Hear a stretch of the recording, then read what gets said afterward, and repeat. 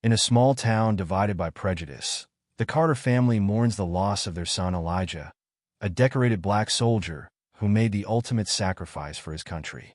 As they prepare for his funeral, tensions rise when their neighbor Mrs. Whitaker's deep-seated racism threatens to disrupt their chance to properly honor their fallen hero.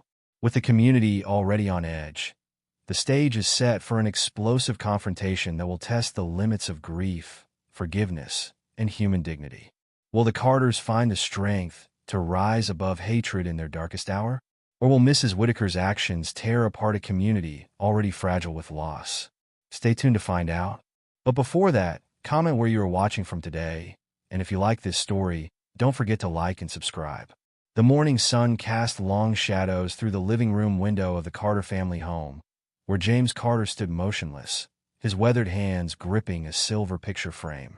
Inside it, his son Elijah smiled proudly in his military dress uniform, medals gleaming on his chest. The photo had been taken just 6 months ago, before his final deployment. Angela Carter approached her husband quietly, placing a gentle hand on his shoulder. The touch made him flinch slightly. He'd been lost in thought again. "I keep thinking he's going to walk through that door," James whispered, his voice rough with emotion. "Keep thinking I'll hear his laugh again." Angela squeezed his shoulder, fighting back her own tears. "Me too, James. Me too." The silence between them was heavy with shared grief, broken only by the tick-tock of the grandfather clock Elijah had helped his father restore years ago. Everything in the house seemed to hold a memory now. The military liaison called again. Angela said softly, "They want to know if we've decided about the honor guard for the funeral." James nodded slowly, still staring at the photo. "He deserves every honor they can give him. Our boy died serving his country. He died a hero." Down the hallway, Maya Carter stood in the doorway of her brother's bedroom, one hand pressed against the doorframe, as if she needed it for support. The room was exactly as Elijah had left it. Bed made with military precision, his high school football trophies lined up on the shelf, and his collection of model planes hanging from the ceiling. On his desk, a stack of letters he'd written home during his service lay neatly bound with a rubber band. Her eyes caught on the medals and certificates mounted on the wall. Distinguished Service Cross, Bronze Star, Purple Heart, each one telling a story of her brother's bravery. Now they were just pieces of metal and paper, poor substitutes for the vibrant life they'd lost. "I miss you so much, big brother," Maya whispered, a tear finally escaping down her cheek. She wiped it away quickly as she heard footsteps behind her. "Maya," her mother called softly. "Honey, there are more people here with food." The steady stream of visitors had been constant since the news arrived. The community had rallied around them, bringing casseroles, flowers, and condolences. Everyone except their next-door neighbor, Mrs. Eleanor Whitaker.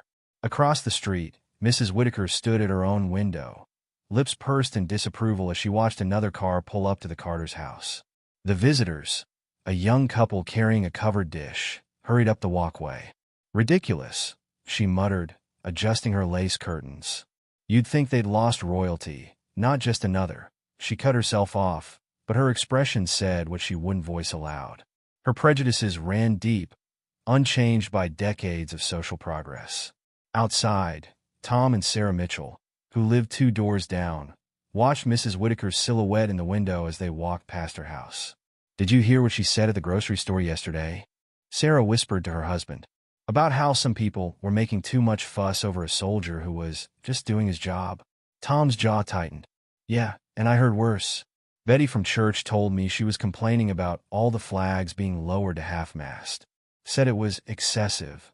I'm worried she's going to cause trouble at the funeral," Sarah said, glancing back at the Whitaker house. "You know how she gets when she thinks she's being righteous about something. If she does, she'll have the whole town to answer to," Tom replied firmly. "The Carters don't deserve that. Not now." Inside the Carter home, James had moved to the dining room, where Elijah's dress uniform lay spread out on the table. He ran the iron carefully over the sleeve, making sure every crease was perfect. His hands trembled slightly as he worked, but his movements were deliberate and focused. "Remember how proud he was when he first put this on?" Angela asked, arranging a collection of photos nearby. Each one captured a moment in their son's life. His high school graduation, basic training graduation, his promotion ceremony. Her fingers lingered on a candid shot of Elijah laughing with Maya at last year's Christmas dinner. Said he'd never felt more like himself than in uniform.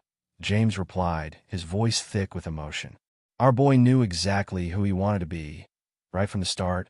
In her bedroom upstairs, Maya sat cross-legged on her bed, a notebook open in her lap. She'd been trying to write a poem for the funeral, but the words kept blurring as tears filled her eyes. Dear Elijah, she read softly, testing the words. You were more than just my brother. You were my protector, my friend, my hero. Her voice cracked on the last word. She remembered how Elijah had always stood up for her, whether it was against schoolyard bullies or Mrs. Whitaker's snide comments about their family. He taught her to hold her head high, to be proud of who she was. You will always be my hero, she whispered, the words coming straight from her heart. She wrote them down quickly, then hugged the notebook to her chest. Outside, Mrs. Whitaker had moved to her garden, aggressively pruning her rose bushes while keeping one eye on the Carter's house. She yanked out a weed with particular force as another car pulled up. Shameful display, she muttered, loud enough for passing neighbors to hear. Acting like he was something special. Just another soldier who couldn't dodge a bullet. Her words carried on the breeze to where Lisa Thompson and her husband Mark were walking their dog. Lisa's face reddened with anger, but Mark put a restraining hand on her arm. She's not worth it, he whispered. Save your energy for supporting the Carters. The day wore on, and as the sun began to set, the neighborhood grew quiet.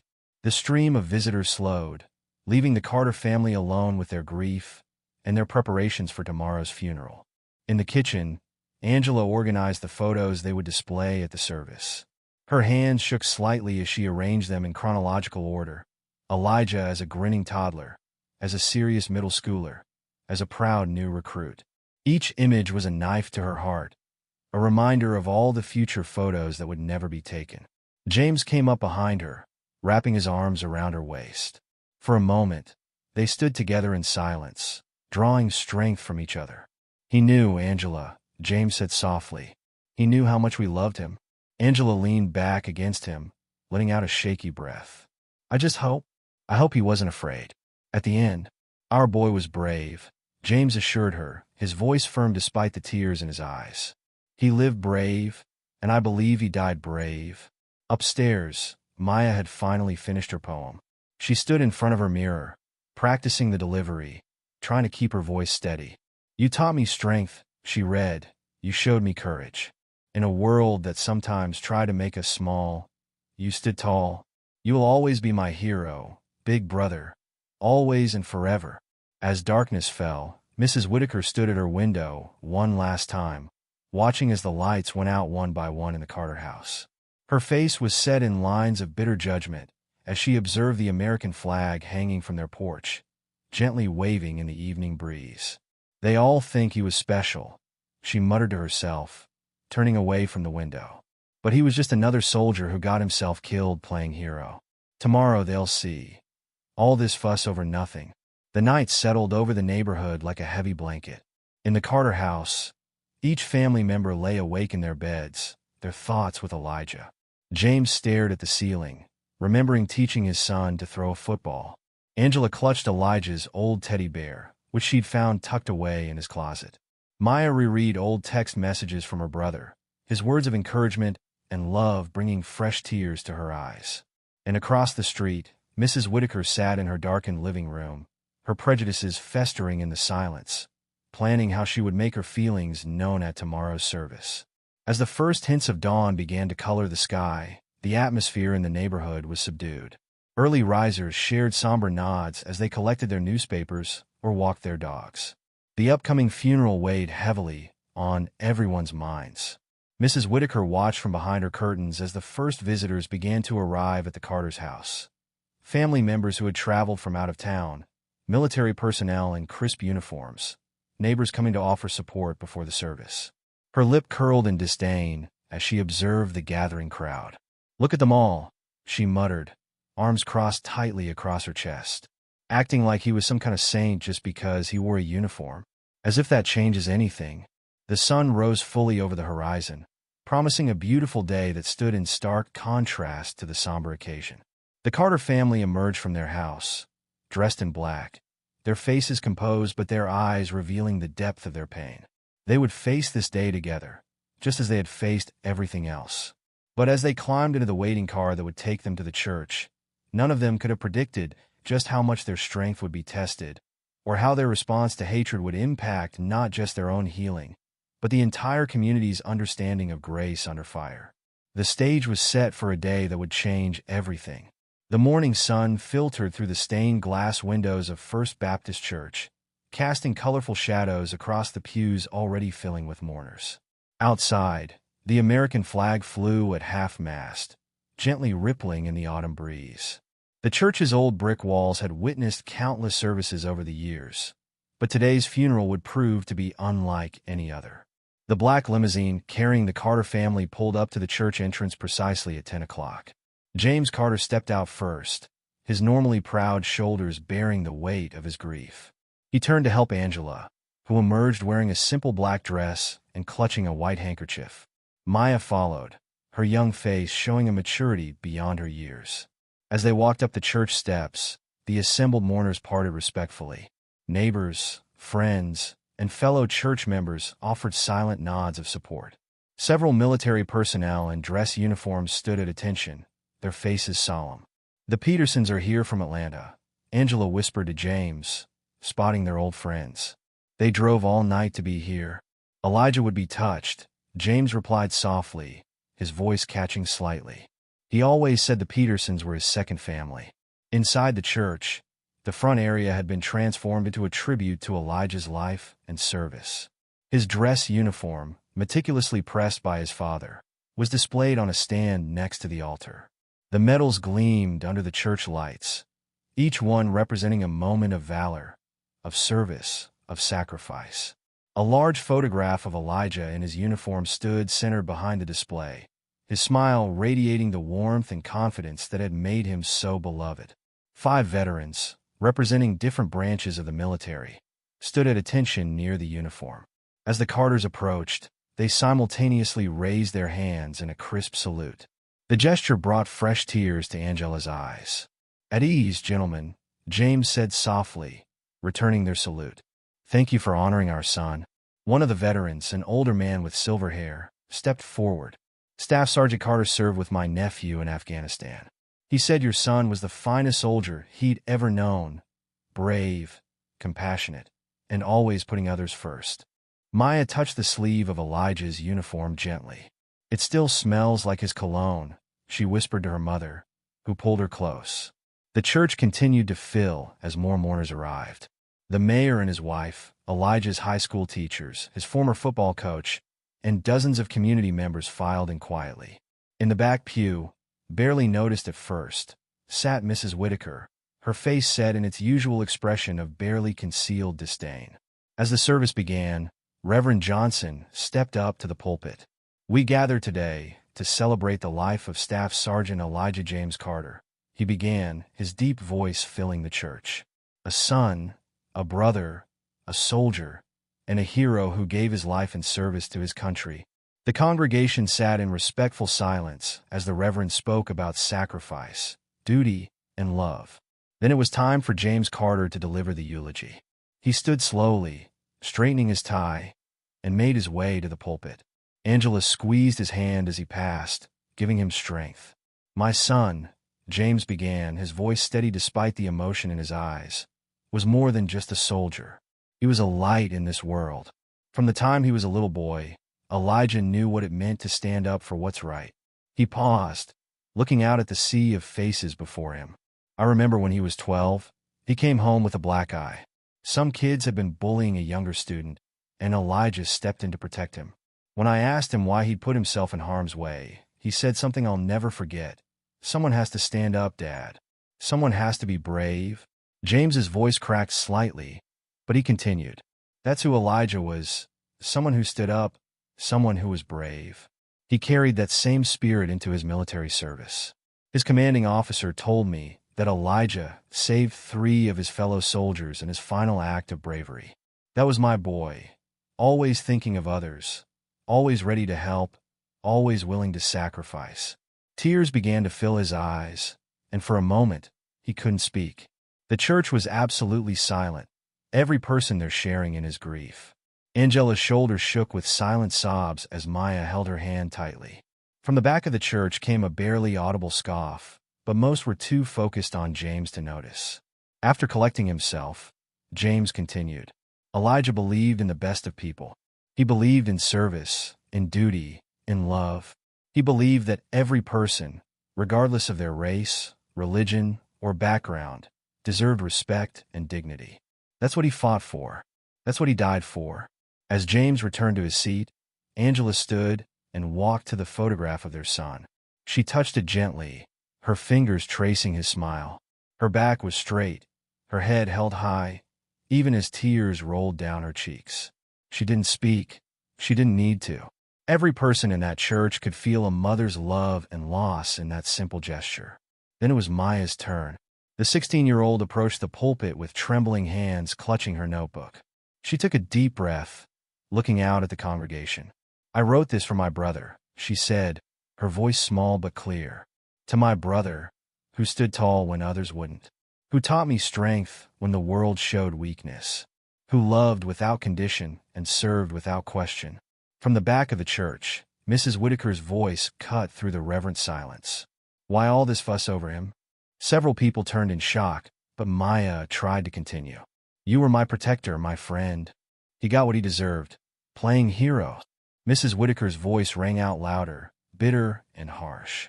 She stood up, her arms crossed, her face twisted with prejudice. Acting like he was special just because he wore a uniform. He was just another. How dare you? A veteran in the third row shot to his feet, his face red with anger. He was a tall man, his chest covered in medals. That young man died protecting your freedom to spew this hatred. The church erupted into chaos. People began standing, voices raised in anger and dismay. Get her out of here, someone shouted. Show some respect, called another. This is a house of God. Reverend Johnson tried to restore order, but his voice was lost in the commotion. Mrs. Whitaker remained standing, defiant. I have every right to speak my mind. All this ceremony for. Enough! The word cut through the chaos like a knife. James Carter had risen, his eyes locked with Mrs. Whitaker's. The church fell silent. His face was hard as stone, but his voice remained controlled.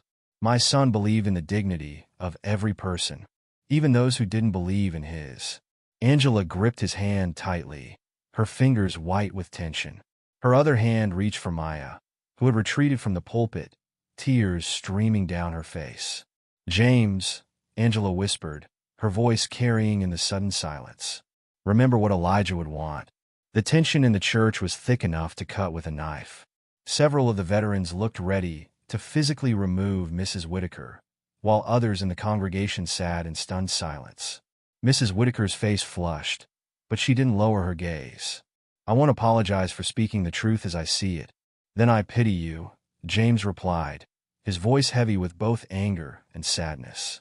Because the truth my son died for, the truth about equality, dignity, and service to others, that's a truth you'll never understand. Angela stood beside her husband, her quiet strength evident in her posture. This is our son's funeral, she said, her voice carrying clearly through the church. And we will honor him with the dignity he deserves. The congregation murmured in agreement. Several people near Mrs. Whitaker moved away from her, leaving her standing alone in her corner of the church. Reverend Johnson stepped forward again. Mrs. Whitaker, I must ask you to leave. This is a time of mourning and respect. For a moment, it seemed she might refuse. But faced with the united front of the congregation, Mrs. Whitaker gathered her purse and walked toward the exit, her heels clicking loudly on the floor. As she reached the door, she turned back one last time, but whatever she might have said was cut off by the collective glare of the mourners. The door closed behind her with a heavy thud. The silence that followed was deafening. Maya, still standing near the pulpit, wiped her eyes and straightened her shoulders, a gesture so reminiscent of her brother that several people caught their breath. May I finish my poem? She asked, her voice stronger now. James and Angela nodded, returning to their seats. The congregation settled, and Maya began again. To my brother, who stood tall when others wouldn't, who taught me strength when the world showed weakness, who loved without condition and served without question. You were my protector, my friend, my hero. In a world that sometimes tried to make us small, you showed me how to stand tall. Your light will never fade, your courage never forgotten, your love forever carried in our hearts. You will always be my hero, big brother, always and forever. The church was silent for a moment before erupting in gentle applause. Angela and James held each other, tears streaming down their faces, but their expressions showed pride mixing with their grief. As the service continued, the interruption seemed to have united the congregation even more strongly in their support of the Carter family.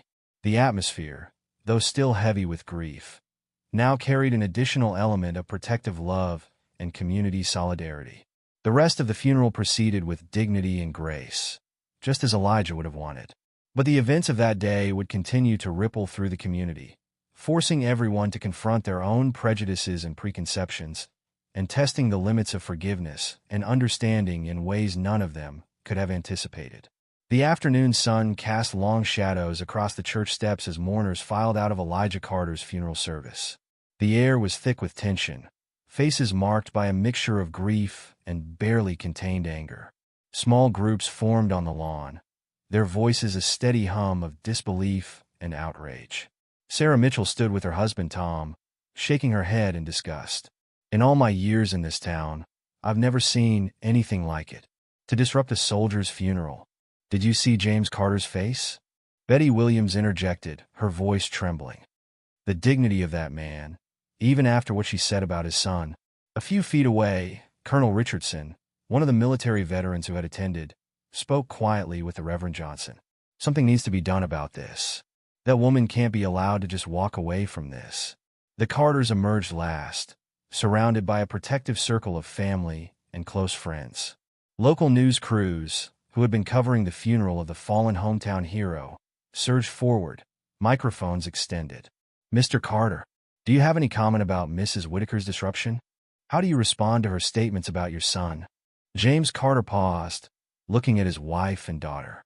Angela nodded slightly, and he turned to face the reporters. The crowd fell silent, waiting. My son, he began, his voice strong despite the emotion in his eyes, believed in the power of love over hate. He believed that every person, regardless of their background, deserved respect and dignity, even those who showed none in return. He paused, gathering his thoughts. We can't fight hate with hate. My son stood for more than this. He gave his life protecting the very freedoms that allow people to speak their minds, even when their words cause pain. But with freedom comes responsibility. Responsibility to our community, to our shared humanity. Tears glistened in his eyes, but his voice remained steady. Elijah's legacy isn't about anger or division. It's about service, about standing up for what's right, about bringing people together. That's what we choose to focus on today. The cameras flashed as James put his arm around Maya, who was trying to maintain her composure. Angela stood tall beside them, her quiet strength evident in her bearing. Later that evening, inside the Carter home, Maya's carefully maintained control finally broke. She paced the living room, her hands clenched into fists. How could she cried, her voice cracking with emotion. How dare she dishonor Elijah's memory like that? He protected people like her, people who hated him without even knowing him. James looked up from his chair, his face etched with concern. Maya, sweetheart. No, Dad. Don't tell me to be calm. Don't tell me to take the high road. Maya's voice rose with each word. Elijah deserved better than this. He deserved respect. James stood and crossed the room, placing his hands on his daughter's shoulders. You're right. He did deserve better. But remember what your brother always said about anger. Maya's shoulders slumped slightly. That it burns the one holding it. Exactly. Don't let her take your peace, baby girl. Don't let bitterness consume you. That's not what Elijah would want. Across town, the community's response was taking shape. The local park filled with neighbors carrying candles and American flags. Someone had erected a temporary memorial. Elijah's photograph surrounded by flowers and notes of gratitude. Sarah Mitchell, who had organized the vigil, addressed the gathered crowd. Tonight, We stand together to honor Staff Sergeant Elijah Carter. We stand to show that hate has no place in our community. We stand to show the Carter family that they are not alone. From her window, Mrs. Whitaker watched the growing crowd in the park. The flickering candlelight cast dancing shadows on her face as she stood, arms crossed, unable to look away. Several people glanced toward her house, their faces hard with disapproval. Her phone rang again, the fifth time that hour, but she ignored it. Her Facebook page had exploded with angry messages. Her email inbox was flooded with condemnation. She jumped at a knock at her door. 2 police officers stood on her porch, their expressions serious. Officer Jenkins, whom she'd known for years, spoke first. "Mrs. Whitaker, we need to discuss your conduct at today's funeral service." She lifted her chin defiantly. "I have every right to speak my mind. Freedom of speech." "Ma'am," the second officer interrupted, "while you do have the right to free speech, disrupting a funeral service is a different matter. This is a formal warning about your disruptive conduct. This is ridiculous. I was merely expressing my opinion in a public space." Officer Jenkins shook his head. "Mrs. Whitaker, your actions today caused significant distress to a grieving family and disrupted a solemn ceremony. Consider this a warning. Any further disruptions could result in more serious consequences." Back at the Carter home, Angela sat alone in Elijah's room, a box of his letters spread across his bed. Her fingers traced his handwriting, tears falling onto the paper. "Dear Mom," she read softly, "don't worry about me. I'm doing important work here, making a difference. That's all I've ever wanted, to leave the world a little better than I found it." Another letter. "Tell Maya to keep her head up. People might try to bring her down, but she's stronger than they know. We both are. Dad taught us that." The words blurred as fresh tears fell. Angela clutched the letters to her chest, her grief overwhelming her in the quiet of the night. Online, the story was spreading rapidly. Local news websites posted videos of Mrs. Whitaker's outburst and Mr. Carter's dignified response. Social media exploded with posts from people who knew Elijah. "Elijah Carter tutored my son in math when everyone else had given up on him. He never asked for anything in return. That's the kind of man he was. Hashtag justice for Elijah. I served with Staff Sergeant Carter. He saved my life in Afghanistan. Race never mattered to him, only doing what was right. Hashtag stand with the Carters." Remember when Elijah organized that fundraiser for the homeless shelter? Raised thousands of dollars, and then volunteered there himself. This town lost a hero. Hashtag remember Elijah. The hashtag spread beyond the local community, drawing national attention. News outlets began picking up the story, framing it as a microcosm of larger societal issues. Maya sat in her room, scrolling through the posts on her phone. "Dad," she called out, "people are sharing their stories about Elijah. Look at this one. It's from his old football coach." James read the post, his eyes misting. "Your brother touched so many lives. He never talked about it, just quietly went about helping others. That's why Mrs. Whitaker's words hurt so much," Maya said softly. She didn't know him at all. Didn't want to know him. Just judge him based on, "I know, baby. I know." James hugged his daughter close. Later that night, James stood alone in the backyard. The stars twinkled overhead, the same stars he used to watch with Elijah when his son was young. They'd lay on the grass, talking about life, dreams, the future.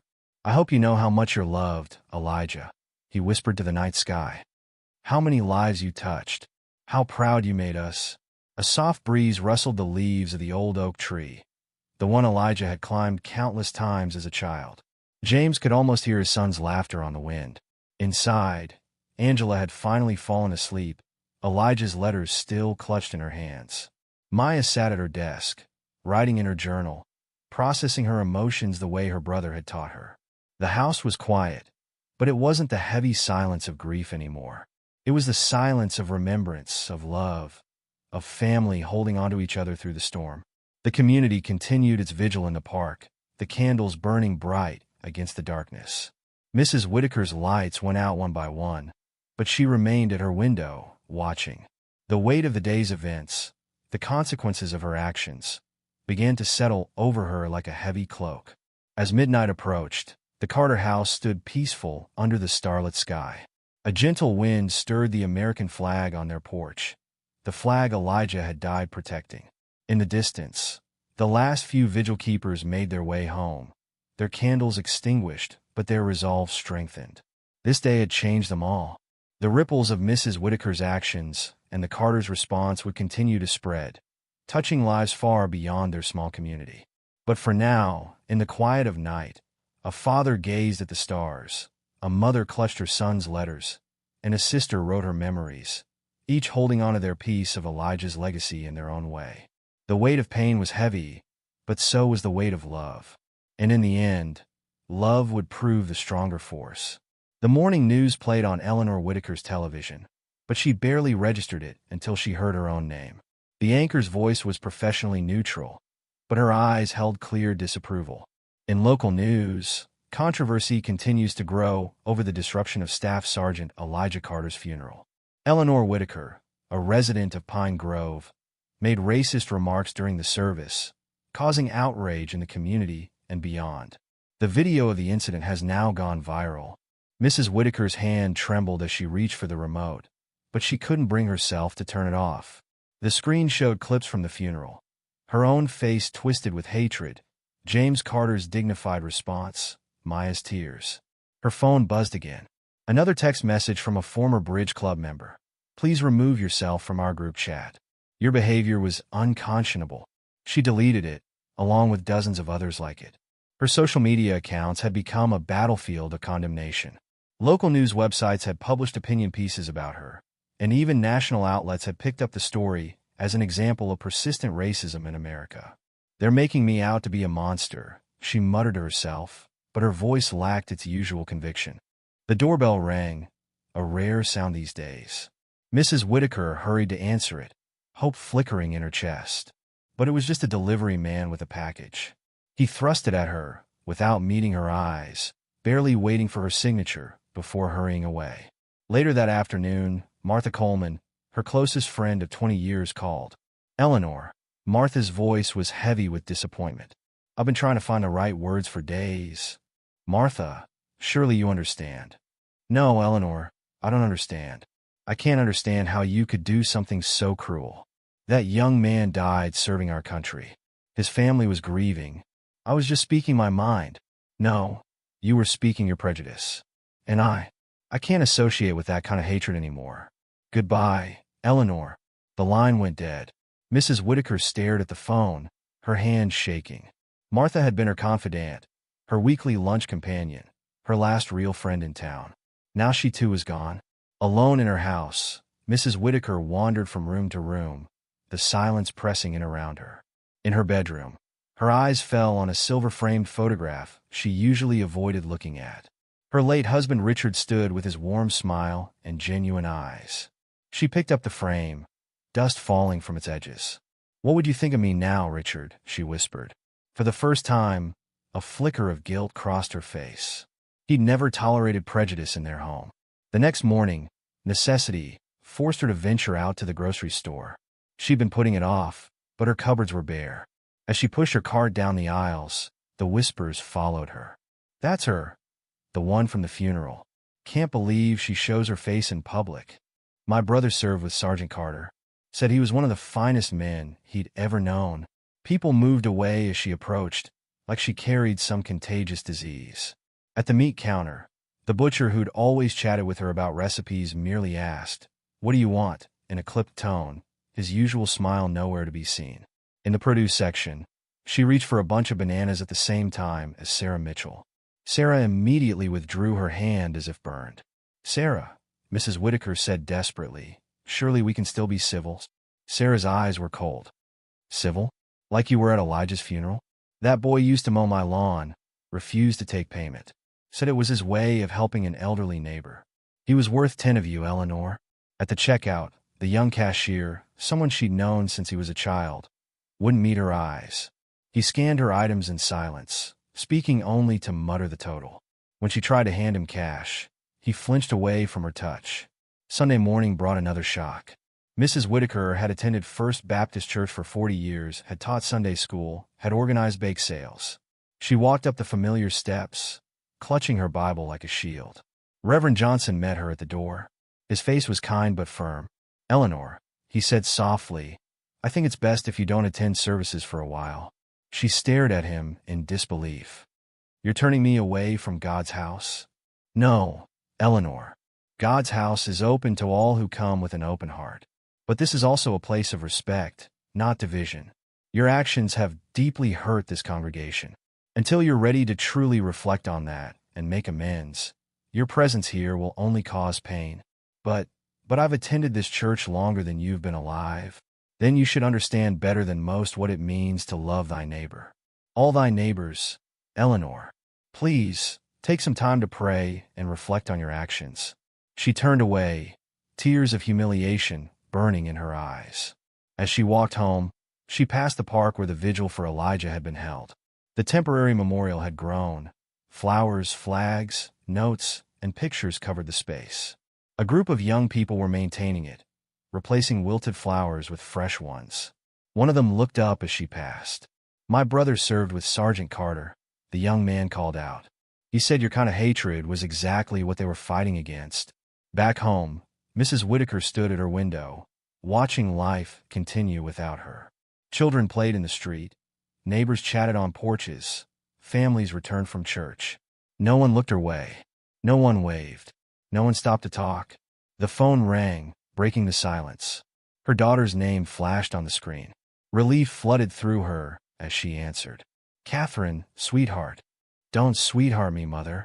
Catherine's voice was tight with anger. "Michael showed me the video." "How could you?" "Catherine, please." "No, Mother." "Do you know what this means for us? For your grandchildren?" "Michael's best friend at school is black. How do I explain to him what his grandmother did?" Mrs. Whitaker sank into her chair. "I was just what? Being racist at a soldier's funeral? A soldier who died protecting your freedom to spew hatred? David and I have talked it over. We need some distance. The children won't be visiting for a while. Catherine, please, you're all I have left. Maybe you should have thought of that before. Goodbye, Mother." The line went dead. Mrs. Whitaker's hands trembled so badly, she dropped the phone. It clattered to the floor as the first real sob escaped her throat. She spent the rest of the day in her husband's study, a room she'd kept locked since his death. "Oh, Richard," she whispered, "what have I become?" As evening fell, she found herself drawn to her window again. The Carter house was lit up, cars parked outside. Through the windows, she could see people gathering, supporting each other, sharing memories, healing together. In her own dark house, the silence was deafening. No friends would come to visit. No family would call to check on her. No neighbors would bring casseroles or stop to chat. She had built this isolation herself, brick by brick, with every prejudiced thought, every racist comment, every moment of hatred. For the first time, her proud posture slumped. She sank into her chair, the weight of her actions, her beliefs, her lifetime of prejudice crushing down on her. In the growing darkness, she finally faced the truth about herself, and the reflection made her weep. The tears came slowly at first, then in racking sobs that shook her entire body. She cried for the pain she'd caused, for the relationships she'd destroyed, for the humanity she'd denied in others and lost in herself. But mostly, she cried because she finally understood what she'd done, not just at the funeral, but throughout her life. As night fell completely, Eleanor Whitaker sat alone in her dark house, facing the consequences of a lifetime of hatred. The sharp sting of remorse had finally pierced her armor of prejudice, leaving her to wonder if it was too late to change, too late to make amends, too late to become the person her husband would have wanted her to be. The stars came out one by one, the same stars that James Carter had spoken to about his son, the same stars that had watched over Elijah Carter as he made the ultimate sacrifice for his country. And in their cold, distant light, Mrs. Whitaker began the long, painful process of confronting her own heart. The morning sun cast long shadows across Eleanor Whitaker's living room as she paced back and forth, her usually immaculate appearance showing signs of neglect. Her silver hair, normally perfectly coiffed, hung limp around her face. Dark circles under her eyes testified to sleepless nights spent wrestling with her conscience. She stopped at the window, watching the Carter house across the street. In the week since the funeral, she'd observed their daily routines from behind her curtains. James leaving for work each morning, Maya heading to school, Angela tending to the garden where Elijah had once helped her plant roses. I have to do this, she whispered to herself, touching the window pane. I have to try. Her reflection showed a woman she barely recognized anymore. Gone was the proud, defiant stance. Instead, she saw someone diminished by the weight of their own actions. Her husband's photo sat on the side table, his eyes seeming to watch her with disappointment. I know, Richard, she said to the photo. I know what I have to do. It took her 3 attempts to leave her house. The first time, she reached the front door before her courage failed. The second time, she made it to her garden gate before turning back. On the third try, she forced herself to keep walking, her legs shaking with each step. The short distance between their houses had never seemed so long. Neighbors working in their yard stopped to stare as she passed. She heard whispers behind raised hands, but kept her eyes fixed on her destination. Mrs. Whitaker's heart pounded as she climbed the Carter's porch steps. The American flag still flew at half-mast, and fresh flowers decorated the entrance. Her hand trembled as she reached for the doorbell. The sound echoed inside the house, followed by footsteps. Through the decorative glass panels, she could see figures moving. The door opened, and James Carter stood before her, his tall frame filling the doorway. His expression was guarded but composed, his eyes studying her face. Mrs. Whitaker, he said, his voice neutral. Behind him, in the hallway, Angela and Maya appeared. Maya's face hardened at the sight of her, while Angela placed a protective hand on her daughter's shoulder. The tension in the air was almost tangible. Mr. Carter, Mrs. Whitaker began, her voice barely above a whisper. She cleared her throat and tried again. Mr. Carter, I needed to speak with you. With all of you. She could see the internal debate playing across his face. The instinct to protect his family warring with the principles of compassion his son had embodied. Finally, he nodded once. Say what you came to say. Mrs. Whitaker's carefully prepared speech deserted her. Instead, raw truth spilled from her lips. I was wrong, she said, her voice cracking. I was so terribly wrong. The things I said at Elijah's funeral, the way I've behaved, the person I've been. Tears began to fall, but she forced herself to continue. I shouldn't have said those things. Any of them. Ever. Maya shifted in the hallway, her expression skeptical. Angela's face remained unreadable, but her grip on Maya's shoulder tightened slightly. I've spent the past week looking at myself, really looking, Mrs. Whitaker continued, at who I am, at what I believe, at why I believe it.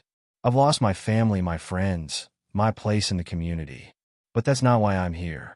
I'm here because I finally understand the pain I've caused. The hurt, the damage. She fumbled in her pocket and pulled out a crumpled tissue, dabbing at her eyes. James Carter remained silent, but something in his expression shifted slightly. I know this doesn't fix anything, Mrs. Whitaker said. I know I can't take back what I said or erase the hurt I've caused. I know there's no excuse for my behavior or my beliefs. I needed you to know that I understand now. And I'm sorry. I'm so deeply sorry. The silence that followed seemed to stretch for an eternity. Finally, James Carter spoke, his voice quiet but firm.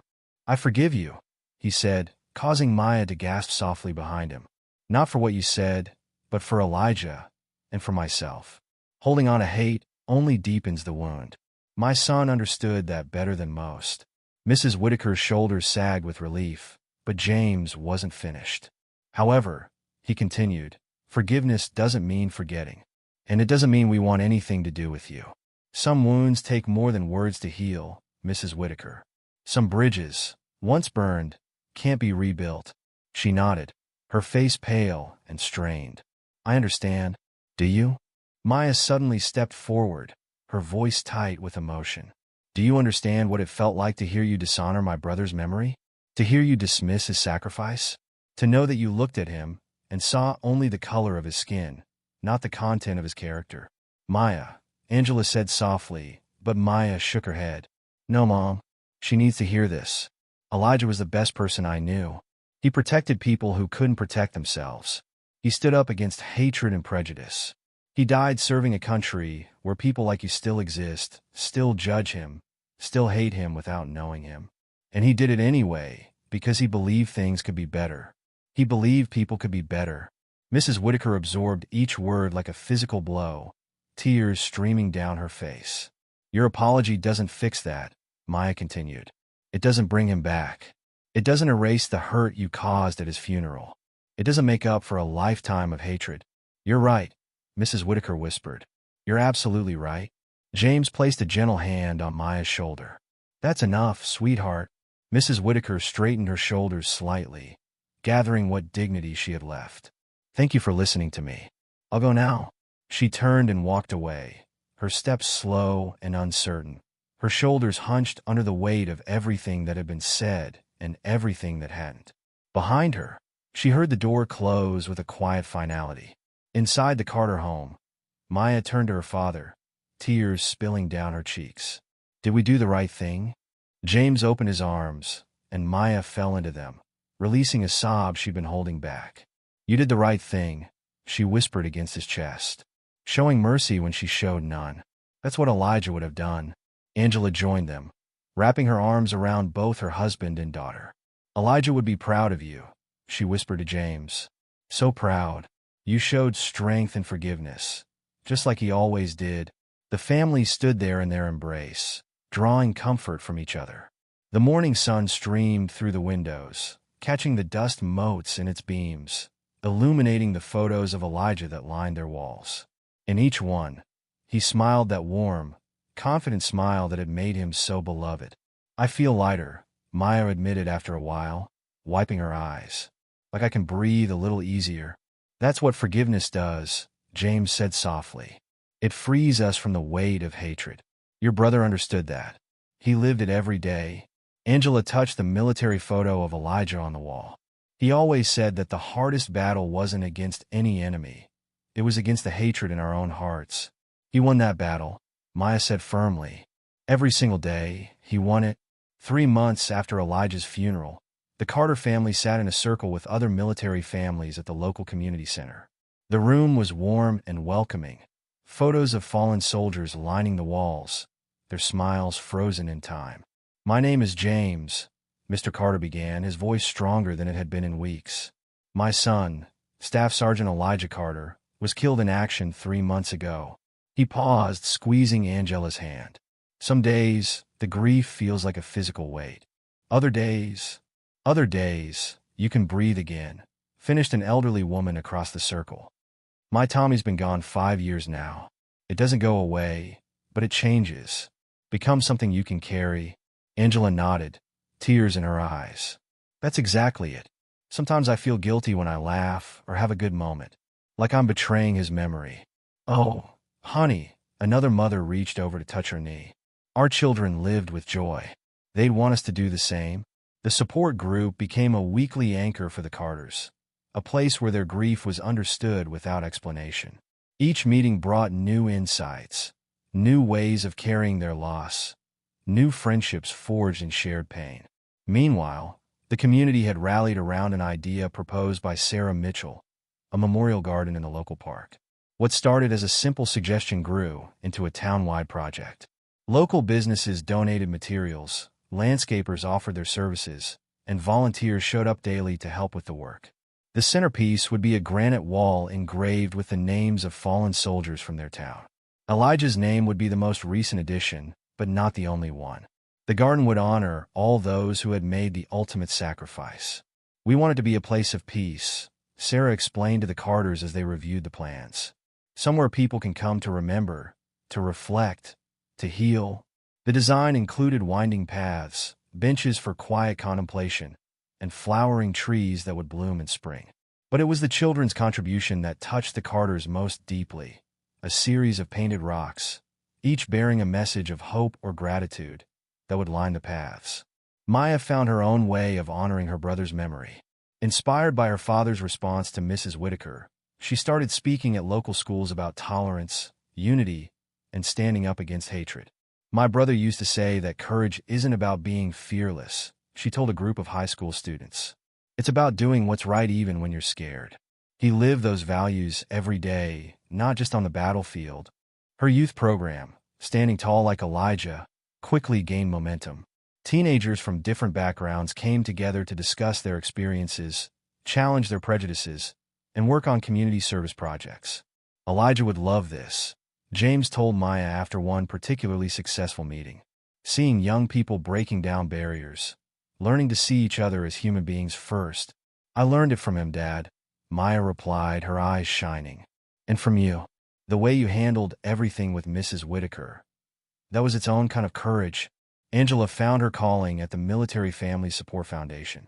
What started as occasional volunteer work became a full-time commitment. She counseled newly bereaved families, organized care packages for deployed soldiers, and shared Elijah's story with those who needed hope. Your son sounds like an exceptional young man, a newly widowed military wife told her one day. He was, Angela replied, touching the gold star pin on her lapel. But what made him exceptional wasn't just his service or his sacrifice. It was his heart, his belief in people's capacity for good, even when they showed him their worst. In his garage workshop, James discovered solace in wood carving, a hobby he and Elijah had shared. His first project was a simple eagle, its wings spread wide, soaring toward the sky. Each piece after that told a story: a soldier's helmet, a folded flag, a pair of boots. Remember how he used to say, "I was too perfectionist with my carvings"? James asked Angela one evening, showing her his latest work, a detailed rendering of Elijah's dog tags. "He'd tease you about spending hours on a single feather." Angela smiled, running her fingers over the smooth wood. But he was just as bad. Remember that chess set he carved for Maya's birthday? The community support continued to pour in, often in unexpected ways. Mrs. Peterson from the grocery store would leave fresh flowers on their porch every Sunday. Mr. Thompson, Elijah's old high school teacher, shared stories about how Elijah had tutored struggling students in his free time. "He noticed I was having trouble in physics," one former classmate told them. "Just showed up one day and said, 'Let's figure this out together.' Wouldn't take any payment. Just asked me to help someone else when I could." The local news station did a follow-up story, focusing not on the controversy of the funeral, but on Elijah's life and legacy. The reporter interviewed people whose lives he had touched, fellow soldiers, community members, even an Afghan child he had helped get medical care during his deployment. Staff Sergeant Carter represented the best of what America can be, his commanding officer said in the interview. He didn't just talk about values like equality and justice. He lived them. He died protecting those values. The story went viral, inspiring similar initiatives in other communities. Schools began incorporating lessons about tolerance and understanding into their curricula. Military support groups reached out to learn more about Maya's youth program. 6 months after the funeral, the memorial garden was ready for dedication. The entire town gathered for the ceremony, the autumn sun casting golden light across the newly planted flowers. The granite wall gleamed, each name etched with care and respect.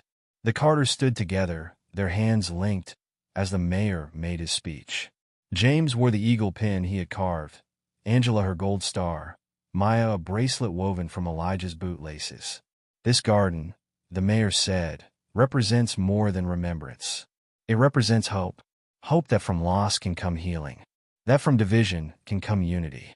That from darkness can come light."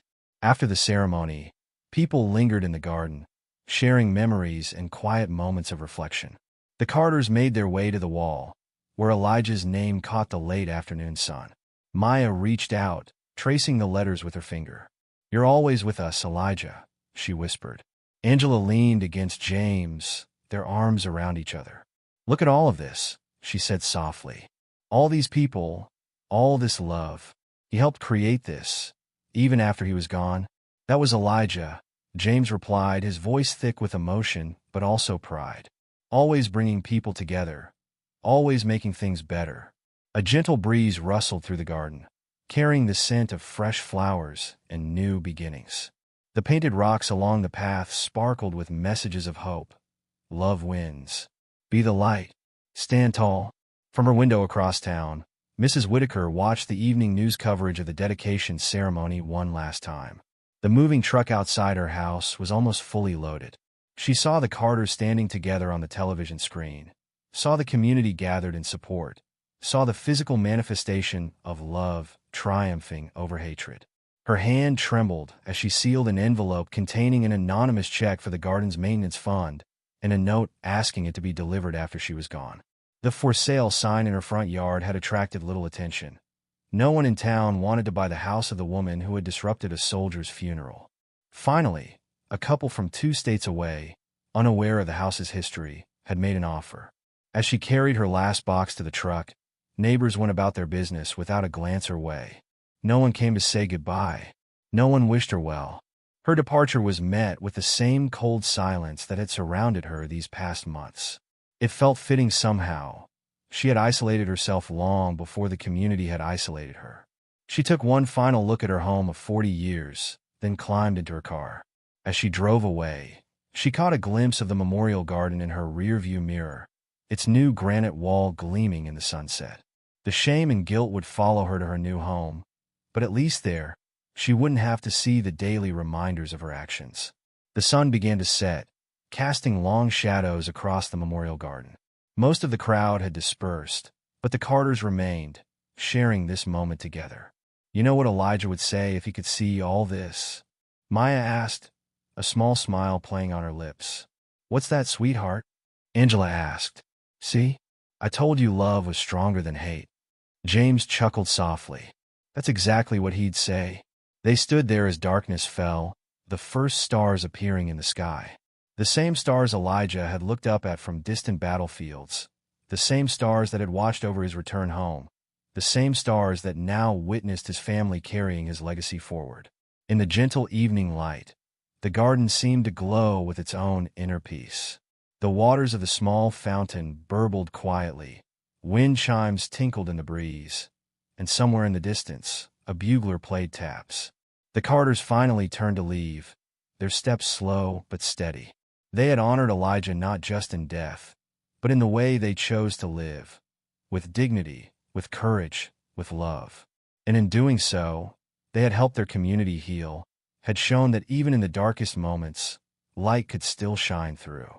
As they walked home together, the stars continued to twinkle overhead, eternal witnesses to the enduring power of love over hate, of unity over division, of hope over despair. Elijah's spirit lived on, not just in the garden or in their memories, but in every act of kindness, every moment of understanding, every step toward a better world. That was his true legacy, not just as a soldier, but as a son, a brother, and a beacon of hope for all who knew him. And in carrying that legacy forward, his family had found not just healing, but purpose. Not just closure, but new beginnings. Not just peace, but the strength to keep standing tall, just as Elijah had taught them. Elijah Carter's story isn't just about loss. It's about how choosing love over hate can heal wounds and bring people together. What would you do if faced with such deep-seated prejudice? How would you handle forgiveness? Let us know in the comments below. And remember, as Elijah believed, standing tall against hatred can change not just one life, but an entire community. If you enjoyed this story, be sure to like, subscribe, and stay tuned for more tales that touch the soul.